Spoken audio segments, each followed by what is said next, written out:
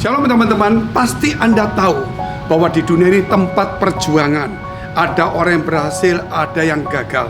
Dan tentu tidak sedikit orang yang mengalami stres dan mengalami krisis di dalam hidupnya. Oleh sebab itu, hari ini kita mau belajar bagaimana cara menghadapi krisis itu. Yang pertama, tentukan, pastikan tujuan kita untuk apa dan untuk siapa kita ini bekerja. Salah satu contoh yang jelas yang terjadi di dalam Alkitab, yaitu seorang perempuan, dia masih muda, namun kemudian dia kehilangan suaminya yang bernama Ruth.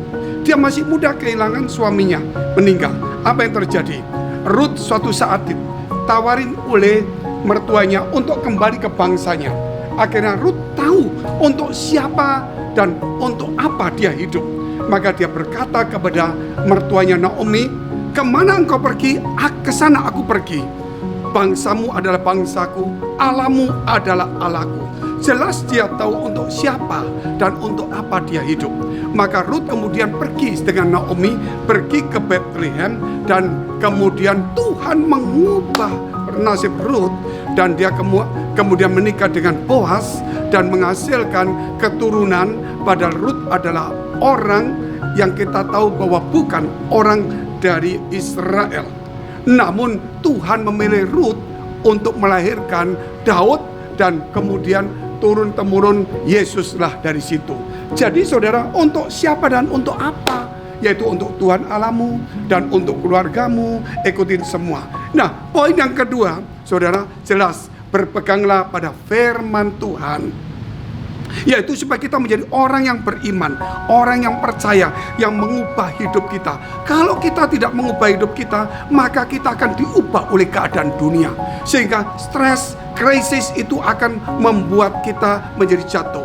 Namun kalau kita yang mengubah dan kita akan mengubah dunia, maka krisis menjadi satu kesempatan dalam hidup kita. Salah satu contoh yaitu Daniel. Kita pasti tahu siapa Daniel, yaitu orang yang tidak dapat jabatan di Israel karena rajanya itu keluarganya dia. Namun Israel kemudian, atau bangsa Yehuda ini, kerajaan Yehuda ini kemudian ditawan oleh kerajaan Babel. Pada saat ditawan, Daniel berpegang kepada firman Allah, sehingga ketika dia disuruh makan atau berbuat hal-hal yang melanggar firman Tuhan, Daniel tidak mau. Maka apa yang terjadi?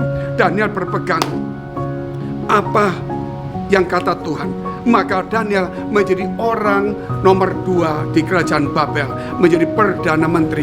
Berpeganglah pada firman Tuhan. Salah satunya juga bagi kita anak-anak muda, hormatilah orang tuamu, maka umurmu akan panjang dan usahamu akan berhasil di mana kamu ada. Bukankah kita sekarang hari ini kena masalah virus corona semua takut. Tapi kalau Tuhan memberikan umur panjang, virus apapun juga celaka, bencana akan hilang. Itulah 2 resep atau 2 tips. Sampai jumpa saudara, Tuhan memberkati. Don't forget like, share, dan subscribe YouTube channel Best Church. Sampai jumpa, Tuhan Yesus memberkati.